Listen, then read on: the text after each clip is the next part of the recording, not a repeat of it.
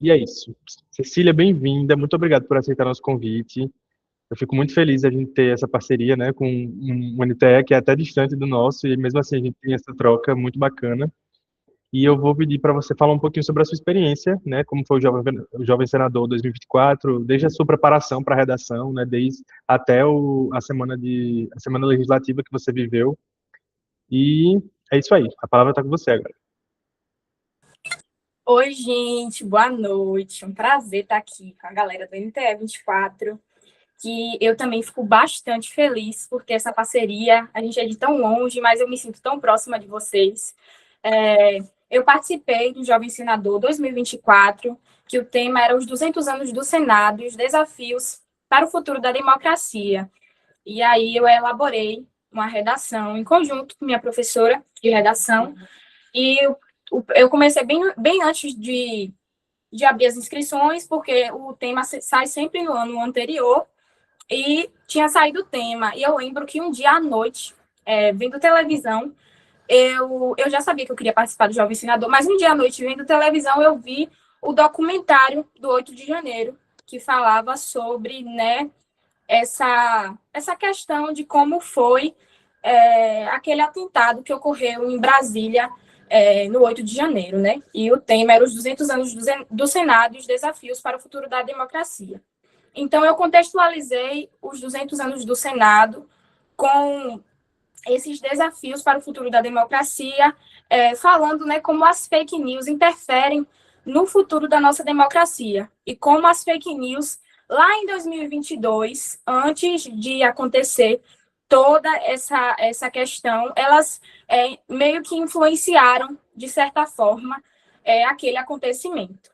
Então, eu fui selecionada e participei da Semana Legislativa, que foi do dia 4 a 9 de agosto de 2024, representando a Bahia, e lá eu tive a honra, né, de poder conhecer um colega de cada estado e ter toda aquela vivência legislativa, para além de construir um projeto de lei, participar da plenária e tudo mais. Eu gostaria de saber se vocês têm dúvidas, e dizer também que eu tinha uma caminhada anterior ao Jovem Senador que me inspirou muito. Eu fui líder de classe territorial do MTE 15 no ano de 2023 e participei também do deputado Jovem Baiano daquele ano. Então, foi nessa caminhada minha, enquanto líder de classe, que eu conheci o programa Jovem Senador, e aí eu tive essa grande inspiração para participar, que foi tudo isso que me levou até lá. Aí, no ano subsequente, eu fui jovem ouvidora territorial, também do NTE 15, e no final do ano, eu participei da BAMU. Então, foi basicamente essa a minha caminhada até o Jovem Senador, e eu gostaria de saber o que vocês têm de dúvida sobre o programa.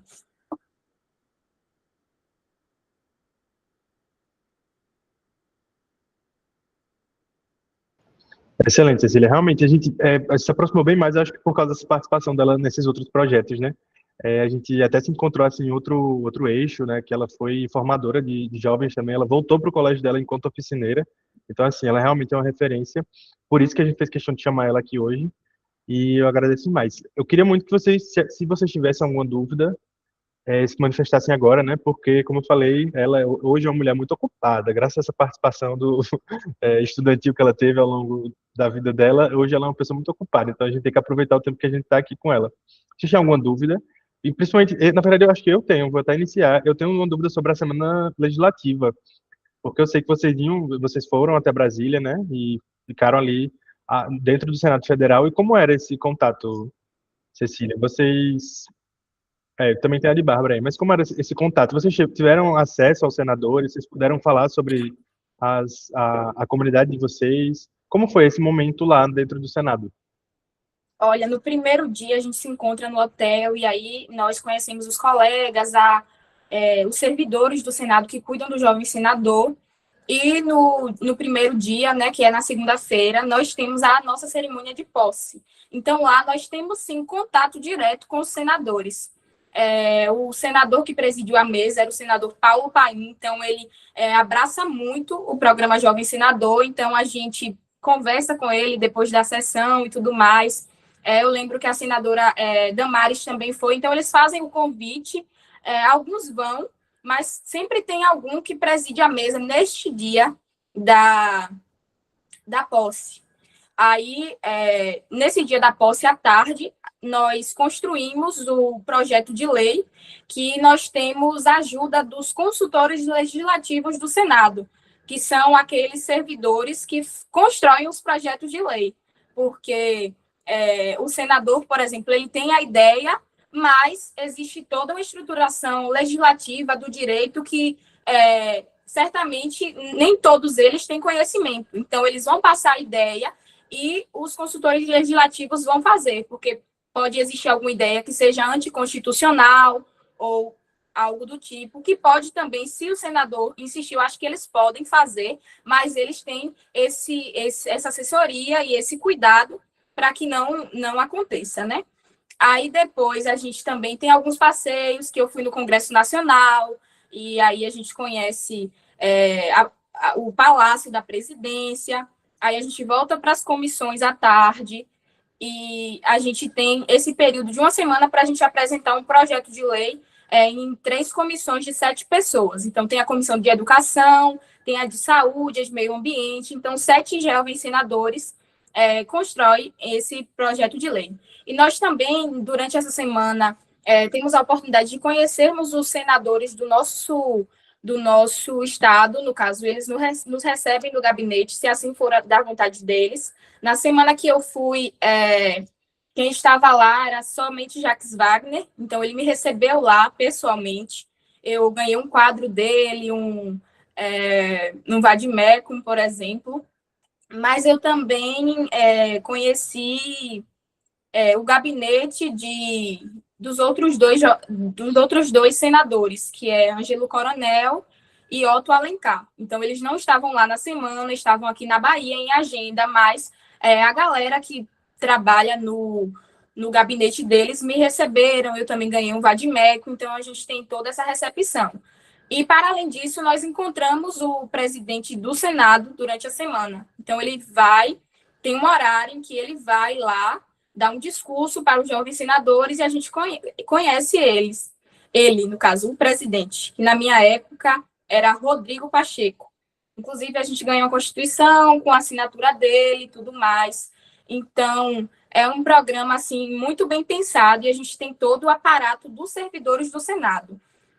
Pessoas que passaram no concurso e que estão lá. Então, tem a comissão, né, do jovem senador, que são servidores que trabalham especificamente com a pauta do jovem senador. A gente parece que o jovem senador é uma vez no ano, né, mas eles trabalham um ano inteiro com o projeto.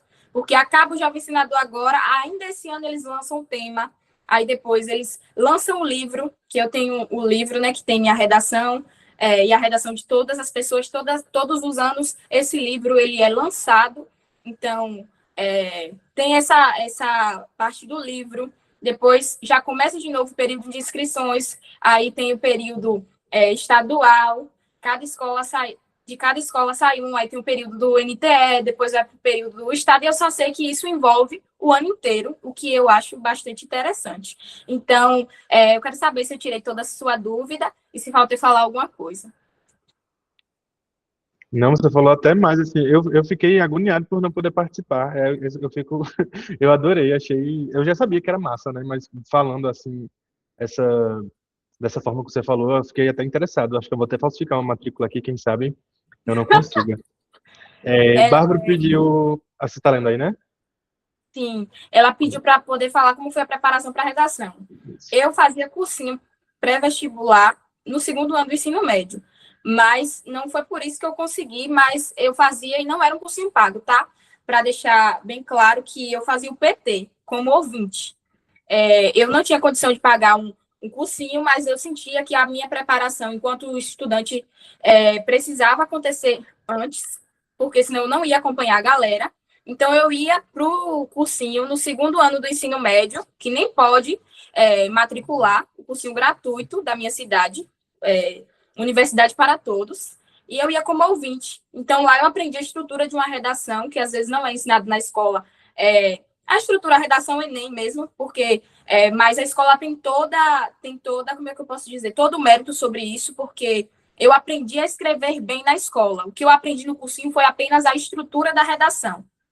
Mas a forma como eu escrevo foram minhas professoras da escola que me ensinaram, e hoje em dia nós já temos oficinas de redação nas escolas. Então, essa preparação para redação você pode fazer tanto com o professor de redação da sua própria escola, não precisa fazer cursinho, ou então ir para a oficina do Educa Mais.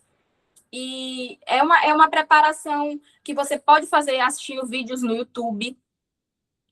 É uma redação que tem uma estrutura simples, né? O que vai ser mais levado em consideração é a estrutura, claro, mas é todo o seu repertório de vida, né? Que você vai construindo ao longo do tempo, lendo, vendo podcasts e tudo mais, ouvindo podcasts. Tem outra pergunta aqui, deixa eu responder. Deixa eu ver. Desejo saber se o projeto de lei é durante o evento ou já é feito antes. Eles pedem, geralmente, antes, quando você passa no Jovem Senador, já são só os selecionados fazem isso. Eles pedem uma ideia de projeto de lei. Eu não me recordo como, mas eu já tinha feito, eu usei o mesmo que eu já tinha feito para o deputado jovem. Que o deputado jovem, eu fiz o projeto de lei em que falava sobre evasão escolar, que na época me incomodava muito. Hoje em dia, com o pé de meia e com o cartão alimentação que a gente tem, isso já é muito mais resolvido do que na época que eu fiz o projeto de lei, mas o projeto de lei do deputado jovem falava sobre a liberação de estudantes do ensino médio integral para a realização de programas de estágio e jovem aprendiz, sem que eles fossem, de certa forma, prejudicados no currículo deles. E aí eu lembro que eu levei uma proposta parecida para o Senado, mas a gente leva essa proposta e a gente discute isso na comissão e a gente faz um projeto coletivo. No caso, são 20, dividido por 4 comissões de 7 jovens senadores. E você arrasou. Mais alguma pergunta, gente? Eu vi que a Ana Clara levantou a mão, mas acho que ela já baixou. Não sei se alguém foi respondendo, fez a mesma pergunta que ela. Mas, Ana Clara, se você quiser falar, fazer a pergunta agora. O projeto de lei não precisa ser necessariamente com o tema da redação, né? Não, o projeto de lei não é com o tema da redação. A redação é o processo seletivo para que a gente vá para um jovem senador. Depois que você é selecionado, o procedimento ele é todo diferente. A única coisa que vai ter igual é o tema mesmo, e a gente lá tem uma árvore das redações em que sua redação é exposta no Senado, bem grandona no dia, na semana. Lá eles fazem uma árvore e todo mundo que vai no Senado pode ver essas redações. É como se fosse uma exposição de shopping, não tem? Às vezes o shopping coloca, sei lá, saiu algum filme, eles fazem uma exposição na semana e depois acaba. A mesma coisa no Jovem Senador.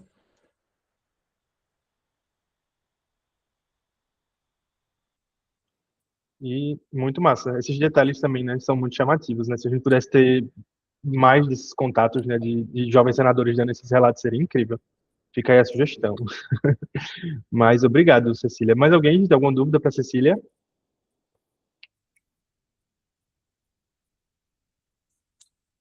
E é isso aí. E, Ana Cecília, desde já eu quero agradecer muito, mais uma vez, assim, foi muito bacana mesmo. E é muito empolgante ter esse acesso, né, a uma pessoa que tem tudo isso, né, tem essa construção toda. É muito massa mesmo estar aqui com a gente na nossa rede, né, por mais que seja outro NTE, é uma rede só, que é a Educação Pública da Bahia, e o quanto ela é maravilhosa, né. Então, eu agradeço muito a você, essa disponibilidade que você teve, mesmo com sua agenda lotada aí de advogada, hoje conseguiu estar aqui com a gente, e eu agradeço muito. Gente, eu que agradeço. Eu sou estudante da escola pública, assim como vocês, nós não temos diferença nenhuma. Eu costumo dizer que a minha diferença é que eu aproveitava toda oportunidade que me aparecia, eu aproveitava, mas nós não temos diferença nenhuma. E eu gostaria muito de agradecer pelo convite. Vou ter que sair da chamada, porque eu vou para a faculdade agora, mas senão ficaria até o final. Conheço o Nicolas, Pedro também, que é do NTE, são pessoas maravilhosas que me inspiram muito. Então, eu não vi a fotinha de vocês aí porque vocês não ligaram a câmera, mas eu sei que vocês são estudantes super empenhados, então participem do Jovem Senador, façam a redação de vocês, que com certeza vocês terão um futuro brilhante lá na frente. Muito obrigada, viu? Boa noite, gente. Obrigado a você, Cecília. Uma boa aula, viu? Que você aí brilha ainda mais, né? Agora na Faculdade de Direito. E, por favor, seja minha advogada quando eu precisar. E uma boa noite para a Maísa, que está aí. Ela ligou a câmera agora. Boa sorte, Pro. Tô Boa saindo, noite, achei que a senhora vai Cecília. arrasar. Obrigada, foi um prazer te ouvir, viu? Sua experiência, acho que somou muito aqui. Eu vou repassar tudo que você falou para os meus estudantes também. Muito Sim, eu obrigada, fiquei, Pro. eu fiquei muito encantada mesmo com sua trajetória. Ser ouvinte no UPT no segundo ano, menina, parabéns, viu? Mas aí Muito você está colhendo obrigada. os frutos hoje, né? Fico feliz, fico feliz. Viva a educação pública. Viva! Tchau, gente. Tchau, Cécia. Obrigado, viu? Gente, como eu tinha prestado no começo, vou reapresentar agora. Estamos aqui com a maravilhosa Maísa Costa, professora lá do colégio, daquele Paulo Afonso, né? Do Quitéria.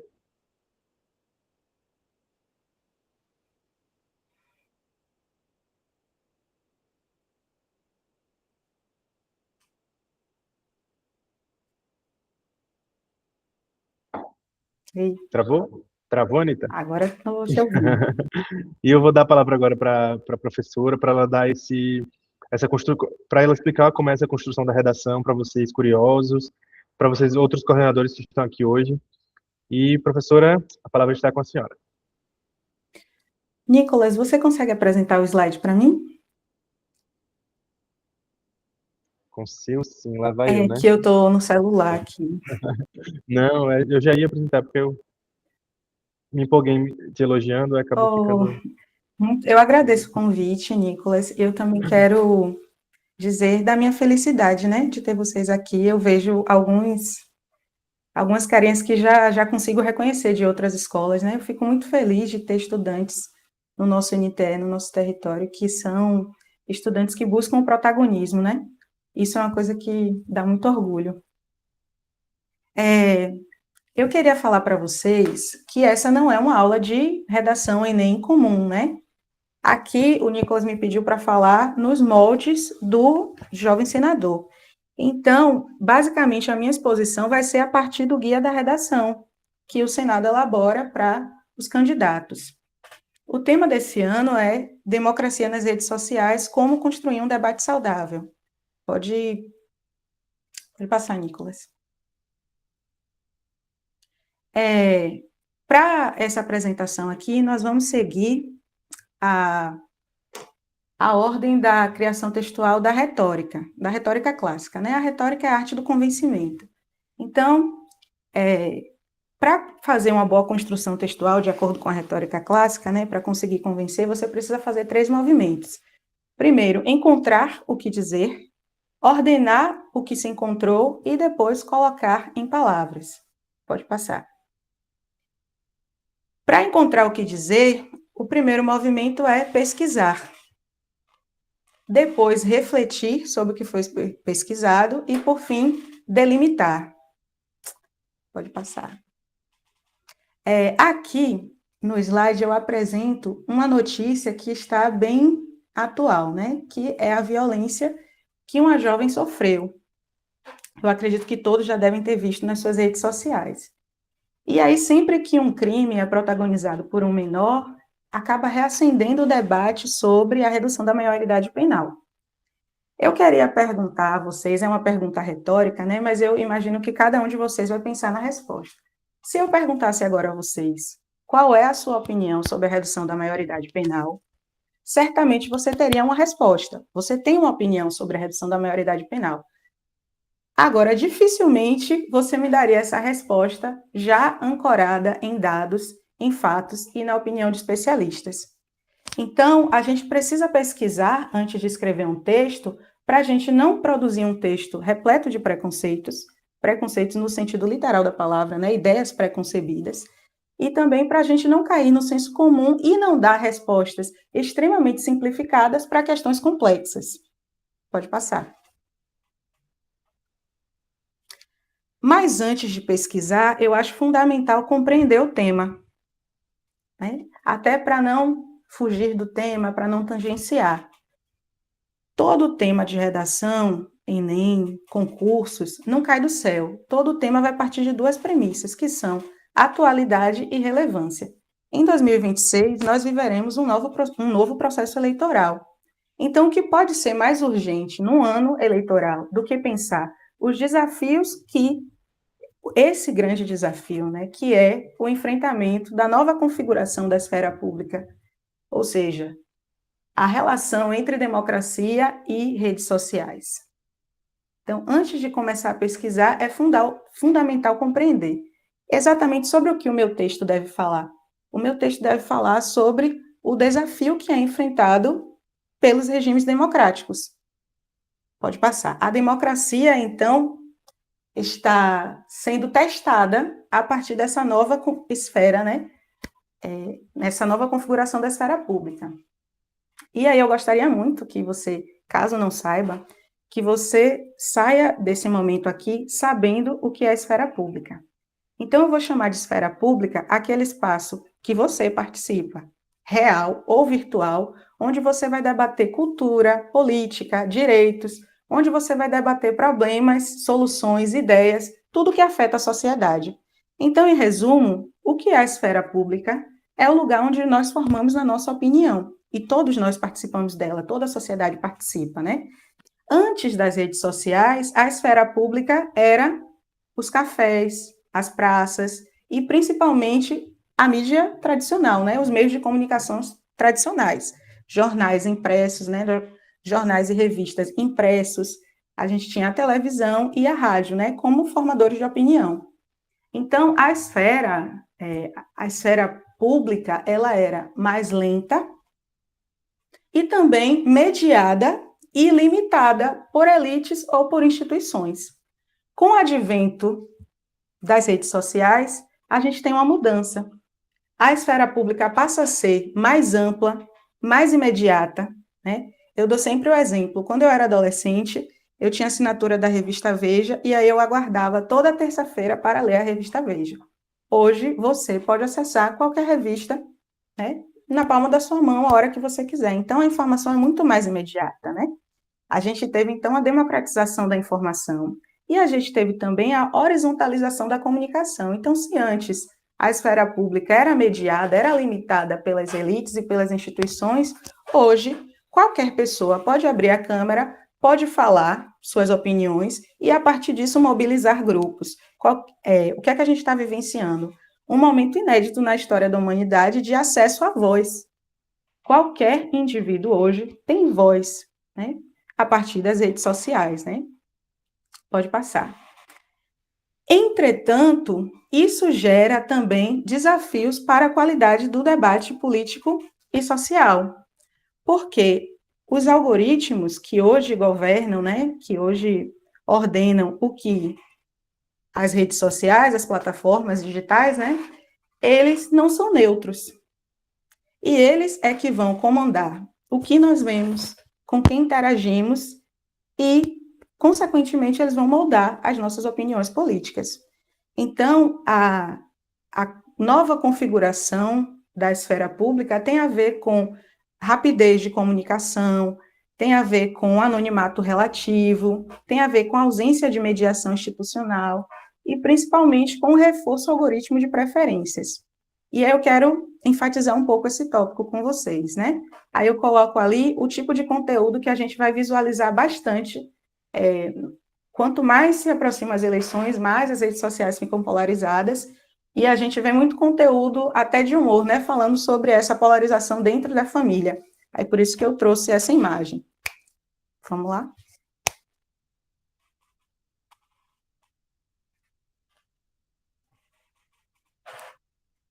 Bom, acho que daqui a pouco vai aparecer aí para vocês, mas na sequência, se a gente está falando de desafios para a qualidade do debate político e social, a gente precisa falar da arquitetura, né, de como funcionam. Opa, diga lá. Mas deu uma travada aqui. Você pediu para fazer alguma coisa? Para seguir com o slide. Ah, perdão, é porque deu uma travada, eu só fiquei Tranquilo. olhando assim, será que ela está esperando? Mas eu vou passar. Só avançar o slide. Aí eu queria falar com vocês, né? A gente está falando de nova configuração da esfera pública, né, e dos desafios que essa nova configuração traz para a democracia.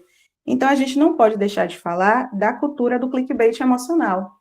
O modelo das plataformas digitais é um modelo que visa o engajamento emocional, né? E aí, o que é que vai acontecer? Vai incentivar a criação de um conteúdo que polariza, porque, para ser, né, usar uma expressão comum, né, o ódio engaja. Então, como construir um debate racional num espaço que é programado para ser emocional, para potencializar, para maximizar as emoções. E uma outra questão também que a gente precisa refletir é a questão da personalização extrema, que foi o que eu trouxe no slide anterior das preferências, né, da repetição das preferências. E aí eu queria trazer um exemplo concreto para vocês pensarem nisso. Em 2016, nas Olimpíadas, a Rafaela Silva ganhou o ouro no judô. E aí, imediatamente após a vitória dela, as redes sociais foram povoadas por várias explicações. Todo mundo, né? O Brasil comemorava a vitória da Rafaela, só que, de acordo com cada bolha, cada bolha de filtro, a vitória de Rafaela tinha uma explicação. Então, o que é essa personalização extrema, né? Eu vou receber um conteúdo que só reforça o que eu já penso, que é a ideia que a psicologia vai chamar de viés de confirmação. O que é o viés de confirmação? Grosso modo, funciona assim. Eu assumi uma posição ideológica, ou, vamos colocar assim, né? Eu assumi uma posição ideológica, e a partir disso, eu só vou buscar exemplos que reforcem a minha posição. Eu não vou buscar o contraditório, eu vou querer só aquilo que é o que a cartilha vai chamar de câmara de eco. Então, eu só quero ouvir aquilo que eu já estou dizendo. Pode passar. E aí, eu trouxe esse exemplo da Rafaela porque é interessante. Para algumas pessoas, a vitória da Rafaela se deu porque ela era uma pessoa negra que venceu o racismo. Então, a gente via vários comentários nas redes sociais, como tem aí, desclassificada em 2012, sofreu racismo, se reergueu, campeã olímpica, Rafaela merece o mundo. Isso em uma bolha. Em outra bolha, pode passar, a gente já tinha uma relação entre Rafaela e o Exército e as Forças Armadas, porque a Rafaela é sargento do Exército. Então, em outra bolha outra bolha de filtro, né? A Rafaela ganhou o ouro por conta da disciplina militar, né? E aí você observa o comentário. São os militares salvando a nossa pele de novo. Nunca precisou de cotas. Pode passar. Em outra bolha, a vitória de Rafaela era exatamente por conta da bolsa e das cotas. A Rafaela ela recebeu o Bolsa Atleta, né? Que é um programa de incentivo aos atletas de baixa renda. E aí, para outras pessoas, a Rafaela ganhou por conta do projeto social, né? Por conta da bolsa. E aí vocês estão vendo os comentários. Projeto social e Bolsa Atleta. A vitória da Rafaela é a derrota do discurso da direita. E outros comentários nessa mesma linha. Ainda existe um outro grupo que olhou, pode passar, a vitória da Rafaela como um exemplo da mulher que não reclama, que não luta por igualdade. Para outras pessoas, a vitória da Rafaela era a prova de que as mulheres não precisavam do feminismo. E aí você vê comentários como: nunca precisou do feminismo ou de cotas, conquistou tudo por mérito próprio. Então, perceba como isso vai fazer a erosão do que é a democracia, que é exatamente esse olhar para a diversidade, é conseguir enxergar para além do seu próprio posicionamento. E isso vai gerar, em casos extremos, pode passar, situações que a gente não gostaria de testemunhar, né? Em 2018, um mestre de capoeira foi assassinado em Salvador por uma briga política. Ele declarou voto em um determinado candidato e ele encontrou um indivíduo que tinha votado em outro candidato e ele foi morto a facadas, porque ele votava em uma pessoa diferente. Então, isso é um exemplo de como a radicalização, né, das redes sociais, em como essa coisa de só receber o conteúdo que só reforça a sua visão de mundo, faz com que o sujeito, né, faz com que nós tenhamos uma diminuição da nossa tolerância. Sim, sim, Bárbara. E aí faz com que nós tenhamos uma diminuição da tolerância em relação ao diferente, né? Pode passar. Por fim, porque a gente está aqui nesse tópico, imagina, princesa, a gente está aqui nesse tópico falando sobre os desafios, né, da democracia frente a as redes sociais, frente a essa nova configuração da esfera pública, eu preciso falar também sobre a falta de mediação, né? O conteúdo, muitas vezes, ele não passa por um filtro. E aí, o que é que acontece? Você tem um número vasto de pessoas que estão diariamente se informando a partir de conteúdos falsos, né? Que é como eu apresento aqui na tirinha. Ontem foi 1º de abril, mas meu pai nem percebeu. Por quê? Aí, basicamente, o menino vai dizer que o pai dele vive, né, se informando por fake news, vive se informando por conteúdos duvidosos, então ele vive num eterno 1º de abril. Uma outra questão também que a gente precisa pontuar é a ideia distorcida de liberdade de expressão nessa nova configuração. As pessoas vão compreender, vão achar que liberdade de expressão é salvo-conduto para discurso de ódio, para defender qualquer absurdo, né? Porque é a minha liberdade de expressão. Então, isso impõe, pode passar, desafios para a democracia. Então, antes de pesquisar, né, antes de começar a escrever a redação, vocês precisam encontrar respostas para essas coisas. Se esse movimento, né, se esses tópicos que eu trouxe aqui, se eles interferem na democracia, então, como estabelecer limites ao discurso, né? Como frear isso sem cair na censura, né? Como evitar a fragmentação do debate, do espaço compartilhado de debate, ou seja, como evitar essas bolhas, né? Eu vou pular para a última. Como manter, e eu acho essa pergunta extremamente interessante de vocês refletirem, como manter a racionalidade comunicativa em um ambiente projetado para maximizar engajamento emocional? Então, percebam que vocês vão ter que encontrar respostas para perguntas bastante complexas. Então, o movimento da pesquisa, ele é extremamente necessário. Pode passar. E aí eu digo, pesquise e consulte fontes variadas e fontes confiáveis. Consulte livros, consulte artigos, consulte vídeos, consulte sites, como a Ana acabou de sugerir, né? Ouça podcasts também sobre o assunto, vai fazendo as coisas dentro de casa e vai deixando rolar, né? Aqui eu dou 2 sugestões de conteúdo dentro desse tema. Uma é do Jornal da USP e a outra é do Jornal da TV Cultura, né? O filósofo Pondé avaliando, né, como as bolhas sociais interferem, as bolhas virtuais, né, interferem na maneira como as pessoas enxergam as notícias. Então, pesquisem. Por favor, pesquisem. Pode passar. Eu acho que foi além, né? Depois da pesquisa, eu preciso falar sobre a reflexão. Pronto. Depois do movimento de pesquisar, eu vou refletir. Aqui, meus queridos, eu peço a vocês que não subestimem a sua capacidade de pensar, porque a parte mais difícil da construção do texto é a reflexão, é o movimento mais autoral. Observe que na pesquisa todo mundo vai encontrar basicamente as mesmas informações. Então, como é que nem todo mundo vai produzir um texto igual?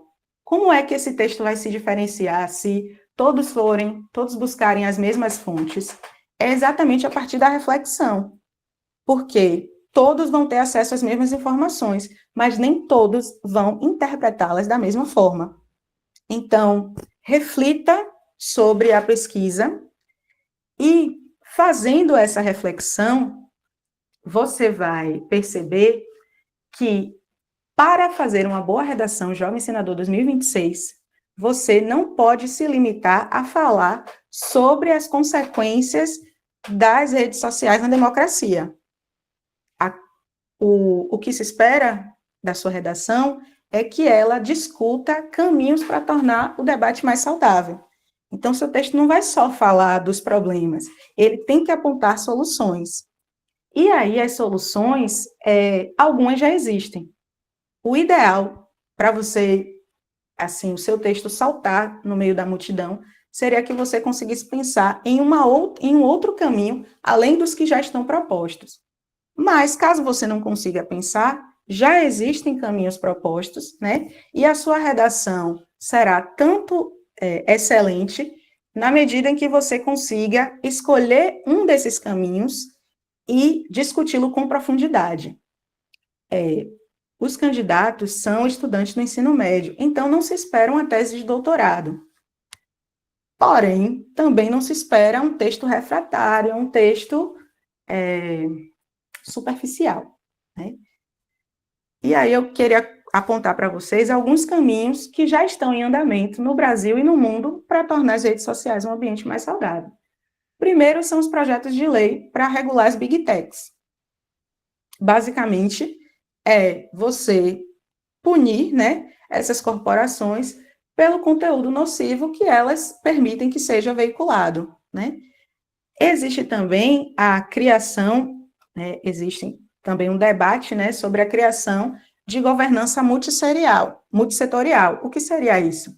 Seria a mediação do conteúdo, né, com diversos setores da sociedade, órgãos independentes, representantes da sociedade civil, ou seja, uma diversidade de pessoas, né, de visões de mundo, olhando para esses conteúdos, para que eles sejam, portanto, moderados não só por máquinas, mas por indivíduos, né? A gente tem também a Lei Geral de Proteção de Dados, né? A lei que já está em vigor, que vai... como que eu posso dizer? Impor limites, né, ao que é feito com os dados que nós disponibilizamos na internet. E na União Europeia já está em curso a reforma algorítmica, que seria o quê? A possibilidade do sujeito customizar a sua própria rede social, né?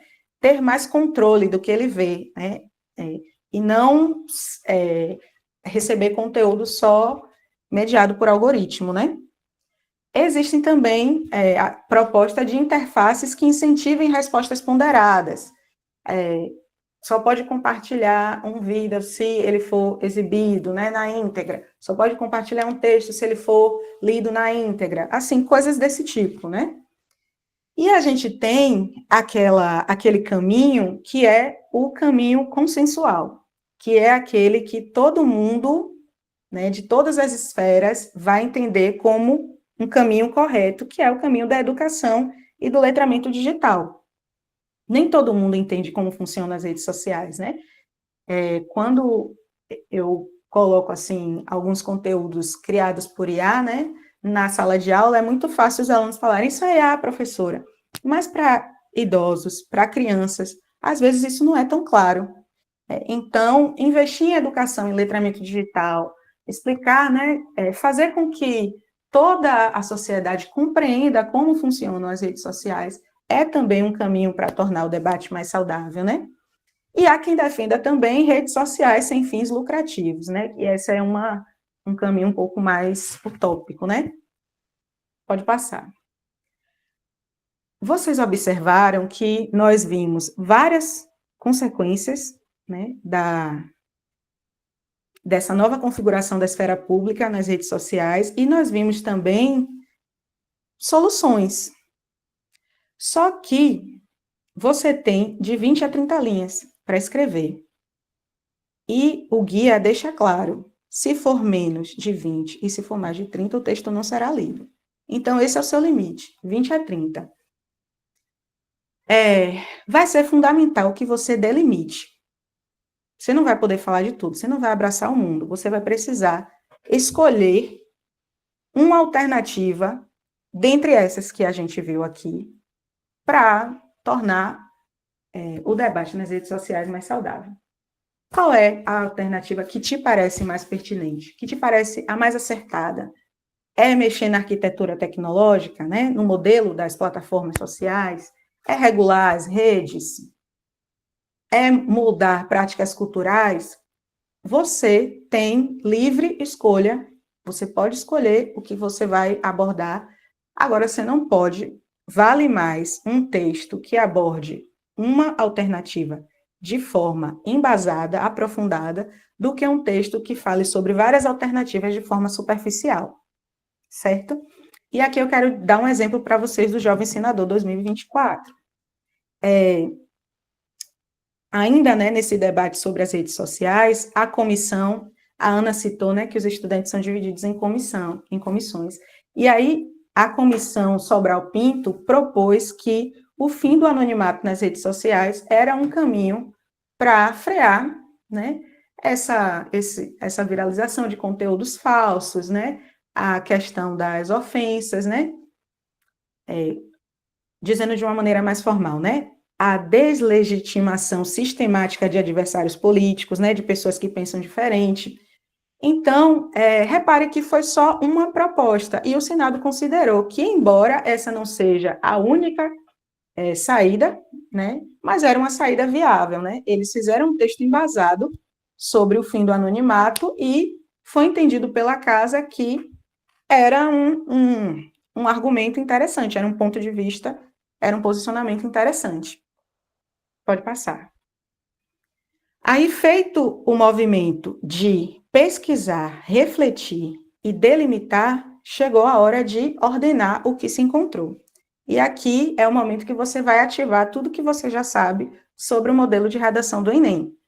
Como você vai ordenar o que você encontrou? Você vai ordenar dentro dos limites do texto dissertativo argumentativo. E o que é o texto dissertativo argumentativo? É aquele texto no qual você está buscando convencer alguém de alguma coisa. Certo? Então, todo texto dissertativo argumentativo tem 3 elementos que são importantíssimos, que são a tese, o leitor e a argumentação. A tese, vocês já conhecem, né? É uma opinião sobre o tema, né?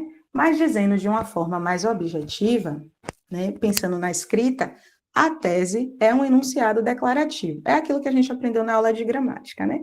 É uma frase, né? É um período que vai ter um sujeito e um predicado. E aí, o meu sujeito vai ser o meu tema e o meu predicado vai ser a minha tese. Pode passar. Olha aí o exemplo. Tema, redes sociais.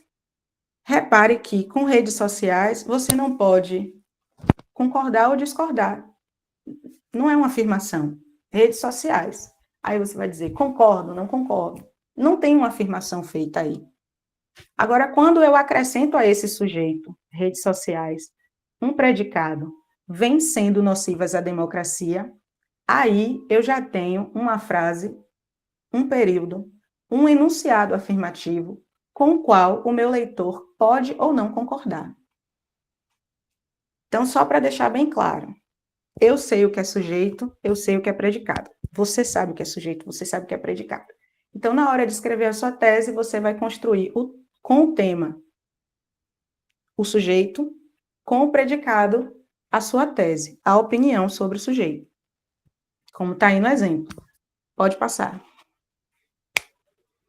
Mas o guia de redação destacou muito isso, né? O Senado é um espaço de debate, né? A gente acompanha isso, né? Viraliza o tempo todo discussões super acaloradas entre os parlamentares. Então, eles pedem, e isso é válido, gente, para qualquer texto, tá? Que você considere um leitor adversário. Muitas vezes a gente escreve como se a gente estivesse escrevendo para a gente, como se a gente estivesse escrevendo para um leitor amigo. O que é o leitor amigo? É aquele que vai ter paciência com meus parágrafos longos, né, com meus enunciados truncados, é aquele que vai ler e reler para compreender o que eu quero dizer, e não é esse tipo de leitor que a gente vai ter no Jovem Ensinador, né? O seu texto vai passar por 3 peneiras diferentes. Vai passar pela equipe da escola, então não vai ser apenas um professor na escola que irá ler, né? Vai ser uma comissão, vários professores.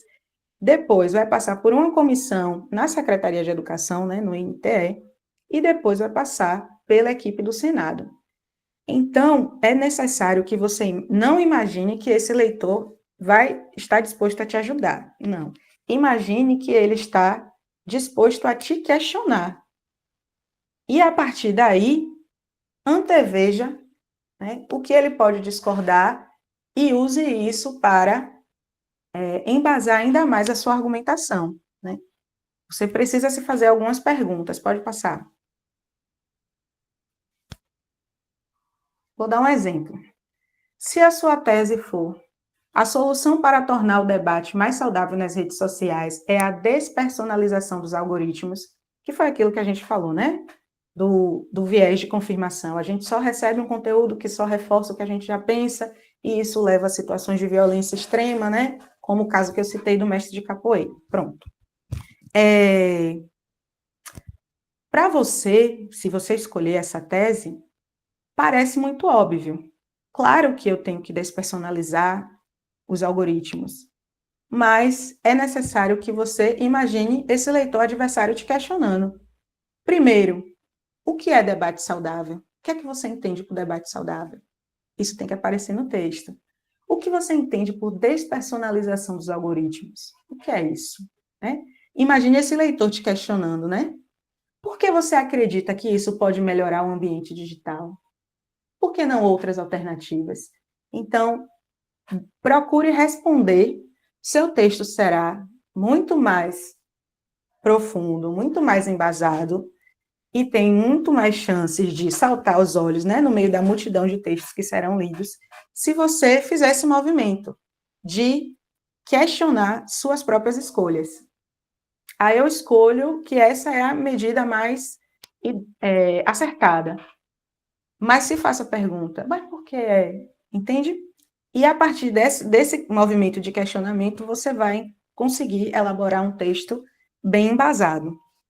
Pode passar. Gente, a argumentação é a espinha, é a coluna vertebral do texto, né? Então, dentro dos parágrafos de desenvolvimento, que vocês já conhecem, né, na estrutura da redação do Enem,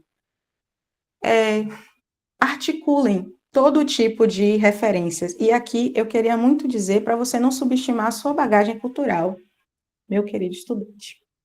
Você assiste a filmes, você assiste a séries, você ouve podcasts, você tem bagagem cultural, né?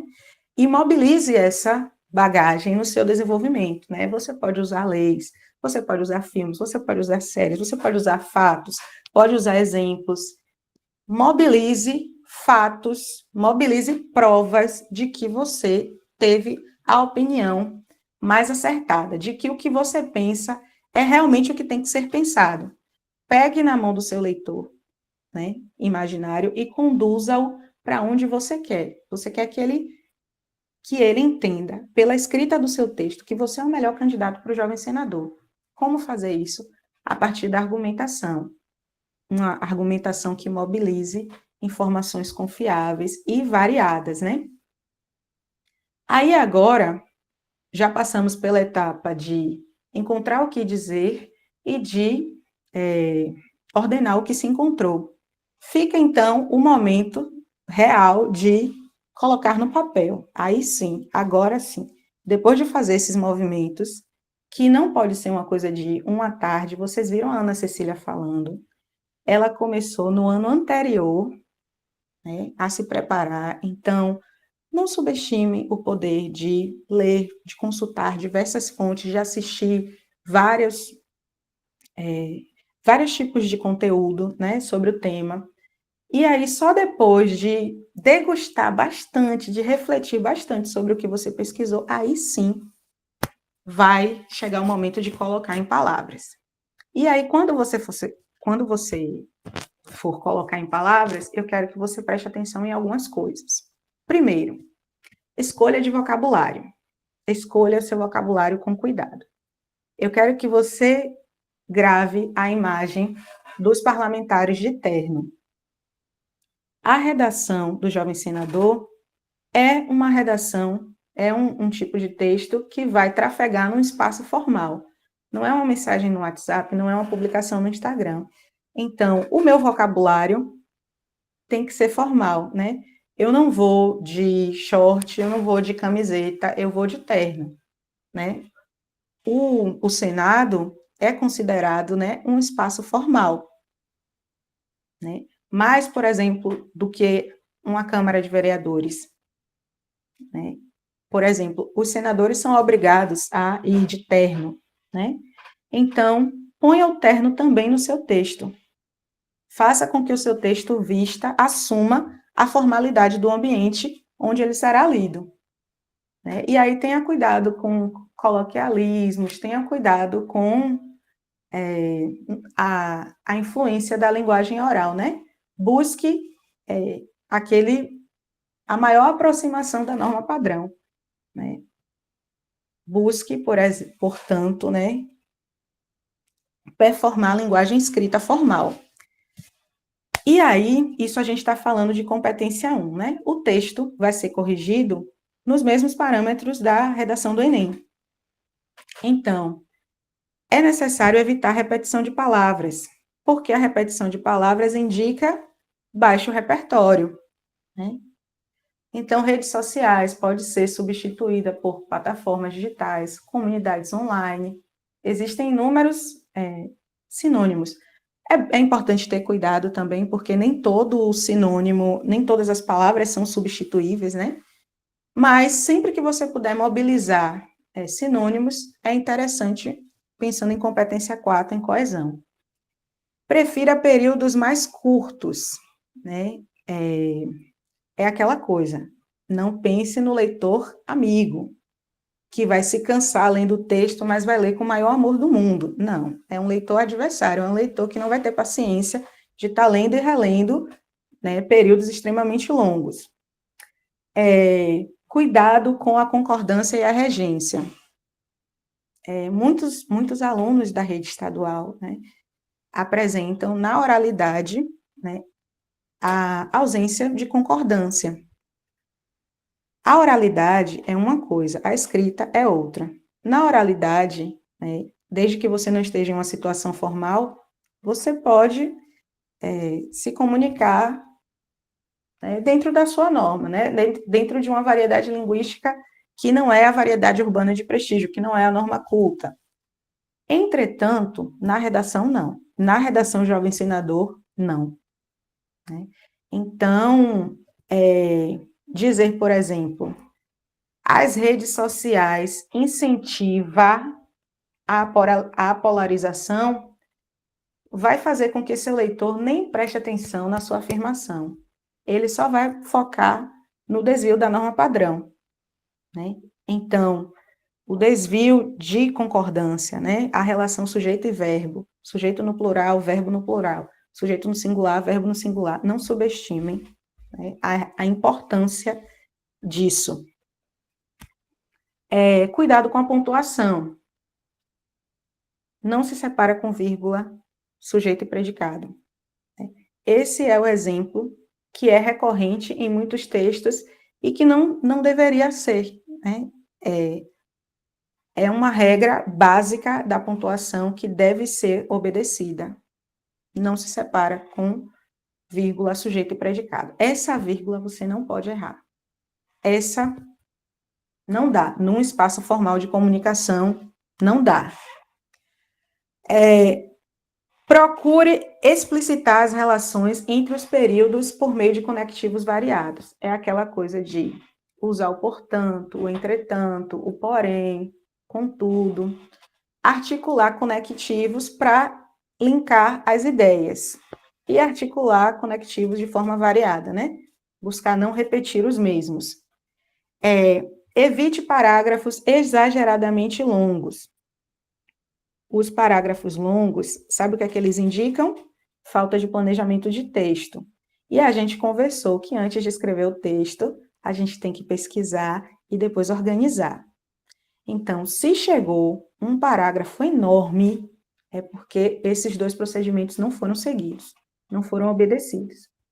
Capriche na letra. A gente sempre diz, né? Acredito que todos devem ouvir dos professores de redação. Não é sobre letra bonita, é sobre letra legível. Mas como se trata de um concurso, né?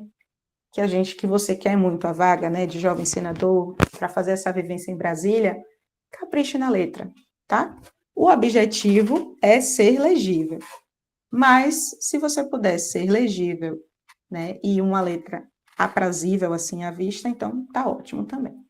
E lembrar sempre que a redação deve ter entre 20 a 30 linhas. Esse é o limite. Não exceder e não deixar de alcançar. Por fim, essa é a tabela. Pode passar, Nicolas, por favor. Essa é a tabela adaptada.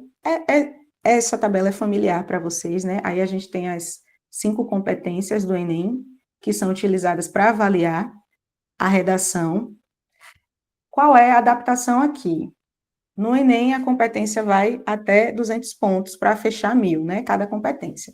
Aqui no Jovem Senador, cada competência vai valer até 2 pontos para fechar 10 pontos. E aí, existe um indicador, né? A cartilha trouxe um indicativo para você ficar ciente dos seus limites, né?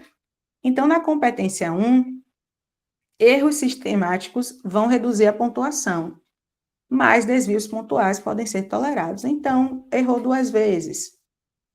Não acredito que isso vá fazer você perder a sua vaga. Mas erros sistemáticos, isto é, recorrentes, isto é, que acontecem toda hora, aí já diminuem suas chances. Segunda competência, ter cuidado com tangenciamento ou fuga do tema. Vai resultar em perda de pontos, vai diminuir sua chance de ser jovem senador ou jovem senadora. E aí, é o que eu falei lá no início, de buscar compreender o tema. O que é que esse tema propõe para mim? Toda redação, todo tema de redação é um problema. Qual é o problema desse problema? Né? Eu vou precisar fazer essa reflexão para não cair no tangenciamento ou na fuga. E a argumentação, na competência 3, né, eu tenho que ter cuidado para não cair em contradição e eu tenho que ter cuidado de selecionar informações, de mobilizar um repertório produtivo. Né? E aí entra aquele primeiro movimento de pesquisar. Né? Eu só vou ter o que dizer, né, a partir de uma seleção de informações. Na quarta competência, ter cuidado com as quebras de coesão, de encadeamentos frágeis e as repetições desnecessárias, que foi o que a gente já falou anteriormente. Repetição, toda hora, faz parecer que você não tem vocabulário, que você não tem repertório, né? E também torna o texto truncado, de difícil compreensão, e o seu leitor, ele não é seu amigo, ele é seu adversário, né? Ele não está para te ajudar, ele está para te... como eu posso dizer, para dificultar a sua vida. Então, ter cuidado com isso. E, por fim, se espera na redação do Jovem Senador a mesma coisa que se espera na redação do Enem. Se espera uma proposta, se espera uma alternativa. Como fazer para tornar o ambiente das redes sociais mais saudáveis no contexto da democracia. Então, você vai ter que elaborar uma proposta de redação que seja detalhada, quem vai fazer, o que vai fazer, como vai fazer, para quem vai fazer. E aí, o que é que eu tenho que buscar evitar? Repare que não é uma redação comum, uma prova na escola, é a redação do jovem senador, é a redação da sua vida, né? Ali aliada com a redação do Enem. Então, vamos evitar propostas genéricas, né? Você tem que fazer um movimento de se perguntar. Eu já estou encaminhando para o final da minha fala. E aí, vocês viram que existem várias consequências sobre esse desafio, né, que é para a democracia a nova configuração da esfera pública, né, as redes sociais, a chegada das redes sociais, né, impôs um grande desafio à democracia. E aí vocês viram que existem vários caminhos, né, que já estão em andamento, alguns estão em debate ainda, para tornar esse ambiente mais saudável. O que é importante que você pense é que você quer se destacar. Então, na sua pesquisa, tente compreender o que é que todo mundo diz, o que é mais provável de que todos os estudantes falem, e fuja disso. Fuja do óbvio. Você quer se destacar no meio da multidão.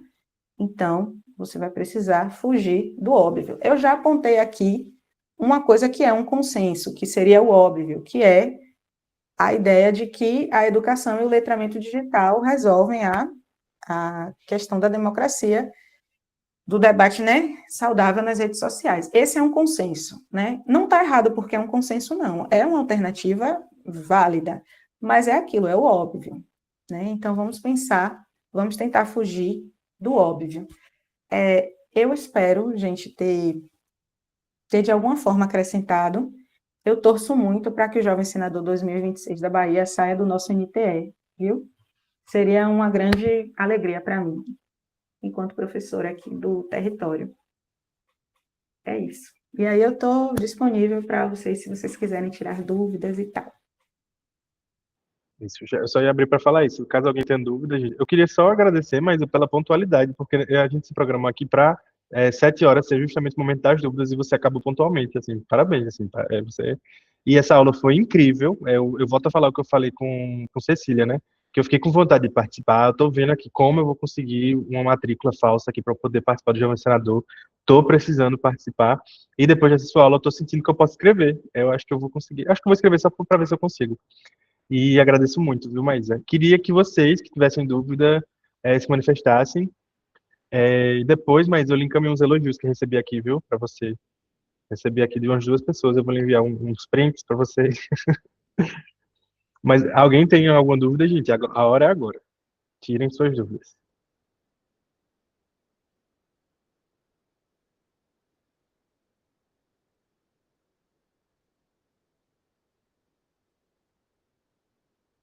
E se ninguém tiver, tudo bem, a gente vai ter mais momentos, a gente pretende fazer mais momentos semelhantes a esse, até mais simples até. E dentro dos próprios colégios, né, a gente preparou aí os nossos articuladores de juventude, os nossos coordenadores pedagógicos, e a gente vai dialogar melhor com os nossos professores de linguagem. Então, cada colégio aí vai ter um suporte bom.